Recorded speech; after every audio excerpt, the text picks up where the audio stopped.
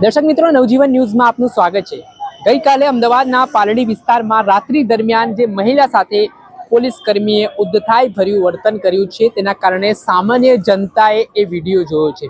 આ વિડીયો જોયા બાદ લોકો પર શું અસર પહોંચી છે? એક તરફ ઉચ્ચ લેવલે ઉચ્ચ અધિકારીઓ, ગૃહમંત્રી છે, તે સામાન્ય જનતાને પોલીસ વચ્ચે સમન્વય સુમેળ જળવાય તે માટેના પ્રયત્ન કરવા માટે પ્રયત્નશીલ છે, અને બીજી તરફ કેટલાક પોલીસ અધિકારીઓ અને કર્મચારીઓ છે તે આ લોકોની મહેનતો પર પાણી ફેરવી રહ્યા છે। ત્યારે સામાન્ય જનતા ઘટનામાં શું માની રહી છે, એમને પોલીસના કેવા અનુભવ થયા છે?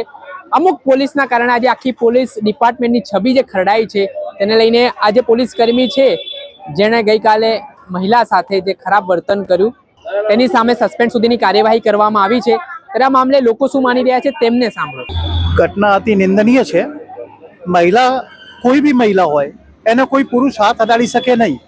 ગુજરાત સરકારની જોગવાઈ છે અને પોલીસની ડાયરીમાં આઈપીસીમાં સ્પષ્ટ ઉલ્લેખ છે કે કોઈ પણ મહિલાને, મહિલા કોન્સ્ટેબલ સિવાય કોઈ પણ જેન્ટ્સ કોન્સ્ટેબલ કે જેન્ટ્સ અધિકારી અડી શકે નહીં।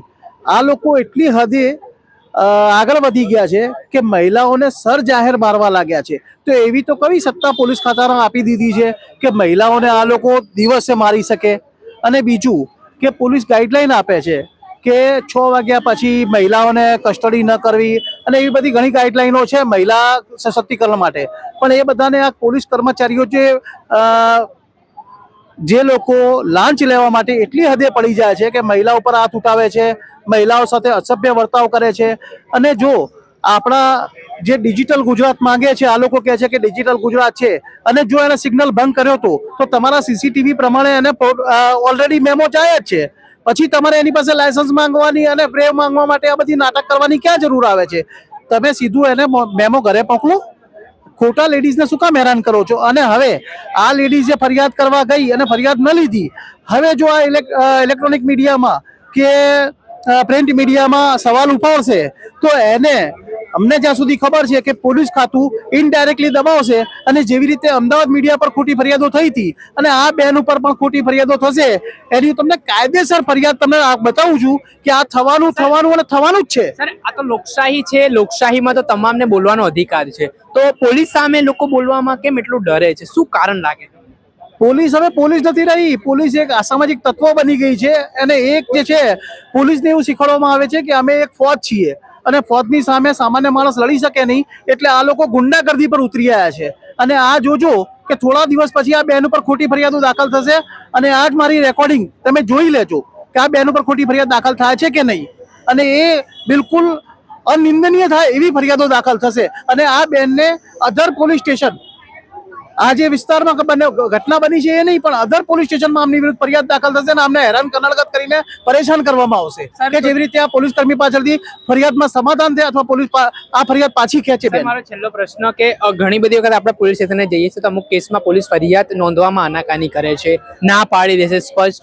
એક તરફ ગૃહમંત્રી કહે છે કે જે કોઈ પણ ફરિયાદી આવે એમને પાણી પીવડાવજો, બેસાડજો, એમને સાંભળજો, તો કઈ રીતે જોવો છો? કયા પોલીસ સ્ટેશનમાં તમને અરજદારને પાણી પીવડાવવામાં આવે છે એવું મને બતાવો તો ખરા।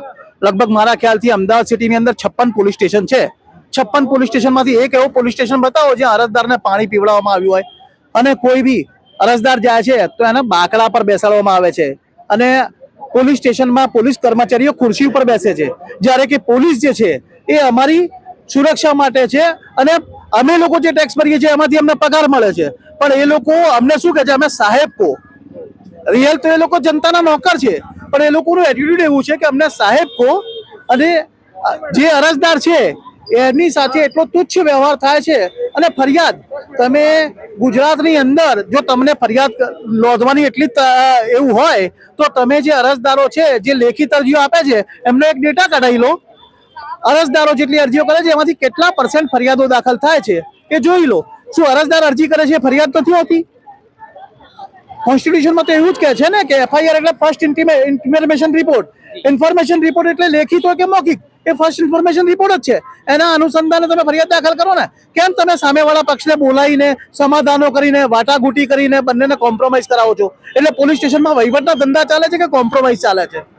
ગુજરાત સરકારની જ્યારે વાત કરીએ કે પોલીસ જ અત્યારે રક્ષક જ ભક્ષક બની રહી છે, ક્યારે આપણે એવું બી સાંભળવામાં આવી રહ્યું છે કે મહિલાને રાત્રે 12 વાગ્યા પછી એરેસ્ટ કરવામાં આવે છે, કોઈ લેડીઝ પોલીસ હાજર રહેતા નથી. આજે તમારી સામે બધા સામે ગુજરાત સરકારનો એક ચહેરો આવ્યો છે કે ભાઈ મહિલાને જાહેર જનતાની અંદર રોકીને જાહેર રીતે થપ્પડ મારવી, એ સરકારે આવી રીતે આ લોકોને આટલા બધા પાવર્સ આપી દીધા હોય તો અમુક વખતે એવું થતું હોય છે કે અમુક કોમ્યુનિટીને લઈને એ લોકો એવું કહે છે કે ભાઈ કોમ્યુનિઝમ કરે છે કે ભાઈ આવી રીતે આ પ્રકારની આ કોમ્યુનિટીની મહિલા સુરક્ષિત નથી, આ નથી. પણ હકીકતમાં પોલીસથી મહિલા સુરક્ષિત નથી તેવું સ્પષ્ટપણે વિડીયોમાં દેખાઈ રહ્યું છે કે એક સામાન્ય બાબતે કોઈ પોલીસ ઇન્સ્પેક્ટર જેવો વ્યક્તિ બી પોલીસને હાથ ના ઉપાડી શકે.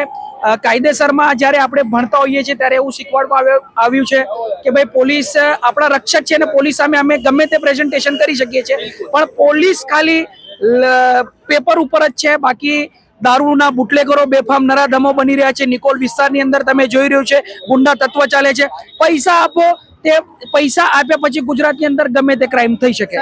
સર ઘણી બધી વખત આપણે જોઈએ કે ભાઈ એવી વાતો મળે છે કે પોલીસ ફરિયાદ તરીકે આ પોલીસ સ્ટેશને ગયા, પોલીસ ફરિયાદ નોંધવાની ના પાડે છે ને બેને અત્યારે આક્ષેપ કર્યો કે ભાઈ પોલીસે ગઈકાલે તેમની ફરિયાદ ના નોંધી. તો આ બાબતને કઈ રીતે? સાહેબ, બાબતમાં એવું છે કે જ્યારે તમે પોલીસ સ્ટેશનમાં જાઓ ત્યારે એક સામાન્ય અરજી લેવામાં આવે છે, ફર્સ્ટ ઇન્ફોર્મેશન રિપોર્ટ જે એફઆઈઆર કહીએ છીએ તે એફઆઈઆર લેવામાં આવતી નથી. સાચી હોય કે ખોટી, જે એફઆઈઆર કરતા વ્યક્તિને કોર્ટની અંદર પ્રેઝન્ટ કરવામાં આવે છે, પણ અત્યારે પોલીસ સ્ટેશનની અંદર પોલીસ કોન્સ્ટેબલ જ જજમેન્ટ આપી દે છે કે તમે ખોટા છો કે તમે સાચા છો, પણ લેખિતમાં કોઈ ફરિયાદી લેવામાં આખા ગુજરાતમાં આવતી નથી.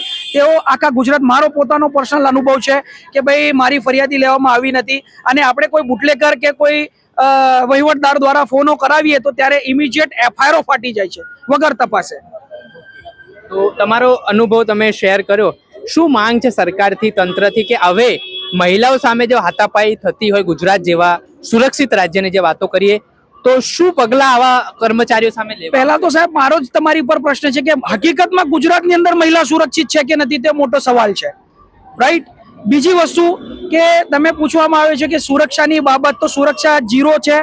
ક્રાઇમ રેટ દિવસે ને દિવસે અમદાવાદમાં એટલું બધું વધી ગયું છે કે હકીકતમાં અત્યારે યોગી સરકારની જરૂર છે. અહીંયાના જે ભૂપેન્દ્રભાઈ પટેલ છે તે સક્ષમ નથી આ ક્રાઇમને રોકવા માટે, કારણ કે એ લોકો પોતાના ઘર અને પોતાનો પેટ ભરવા માટે હર હંમેશા હાજર છે. જ્યારે મોટો કૌભાંડ આવે છે તેને છુપાવવા માટે ક્યાંક ને ક્યાંક લોકોને ડાયવર્ટ કરી દેવામાં આવે છે. તે સરકારનો ચહેરો બધા સામે છે જ. બહુ આ અનુભવ, હા, એ બહુ ખોટું લાગે. જે રક્ષક, જો આપણો સેવા કરવા વાળો માણસ આવું કરે તો વાત જ જુદી છે. આપણે બધા પોલીસ પર આક્ષેપ નથી કરતા, સારા પણ હોય, સારા પણ હોય છે. આમાં લોકો ડિપાર્ટમેન્ટનું નામ બદનામ કરી રહ્યા છે, સારા પણ હોય છે. આ જોઈને આ જોયું એમાં તો ખોટું જ થયું છે. પેલી બેન રંગાતે આપણે આઈ કાર્ડ માંગ્યું છે તો આપવું જોઈએ ને. આઈ કાર્ડ તમારો ફરજ છે ભાઈ, આ છે, જો તમે તમારા પર બધું જ છે, બરાબર, આપવું જોઈએ ફરજિયાત. તમે ક્યારે આ વિડીયો જોયો પેલા બેન? હું આજે જ સવારે જોયો છું વિડીયો. શું લાગ્યું તમને વિડીયો જોયા પછી? એટલે કઈ રીતનો આખો તમે તે વિડીયોમાં એ વિડીયોમાં જે ઘટના જોઈ, આ બેન સાથે બહુ ખોટો ઇન્સાફ એ થયો છે. પેલા જે એ હતા આપણી વર્દીનો ઇસ્તેમાલ કર્યું છે. તો સર તમારી શું માંગ છે રાજ્યના પોલીસ વડાથી કે ઇન્સાફ મળવું જોઈએ સાહેબ? જે પણ જોઈને આપ ઇન્સાફ આપો, પેલી બેનને ઇન્સાફ આપો. સર આમાં ઘણી બધી જે સામાન્ય લોકો છે ને પોલીસ સામે બોલવામાં ડરે છે. હા, એ ડરે છે. આપણે સચ બોલવામાં ડરવાનું નહીં, જે હકીકત એ હકીકત કહેવાનું, બરાબર. આપણે બધા પબ્લિકને બધાને કહું છું, હકીકત જે એમને પાછા ના વળો, સચ બોલવામાં પાછા ના વળો. સચ બોલવું જોઈએ, જોઈએ આપણે ઇન્સાફ મળવું જોઈએ. બસ મારી તો આ જ છે, પેલી બેનને ઇન્સાફ મળવું જોઈએ. આ ખોટું થયું છે. આપણે સાંભળ્યા આ સ્થાનિક અહીંના લોકલ સામાન્ય લોકો છે, તેઓએ પોતાનો રોષ વ્યક્ત કર્યો છે અને કહ્યું છે કે ક્યારેક પણ મહિલાઓ સાથે આ પ્રકારનો વ્યવહાર છે તે ચલાવી લેવામાં નહીં આવે. અને આપણે પોલીસ સામે લોકો જે નારાજ જોવા મળી રહ્યા છે અને આ પ્રકારના વર્તન સામે લોકો પોતાનો આક્રોશ પણ વ્યક્ત કરી રહ્યા છે. અને આમાં સરકારે કોઈ તાત્કાલિક ધોરણે એવા જે કર્મચારીઓ છે, જે અધિકારીઓ છે, તેમની સામે પગલાં લેવાય, જેના કારણે આખા ડિપાર્ટમેન્ટનું નામ ખરાબ ના થાય તે માટેની પણ લોક માંગ ઉઠી છે. દર્શક મિત્રો, આવા જ નવા વિડીયો સાથે આપણે માહિતગાર કરતા રહીશું, એટલે નવજીવન ન્યૂઝ જોતા રહો.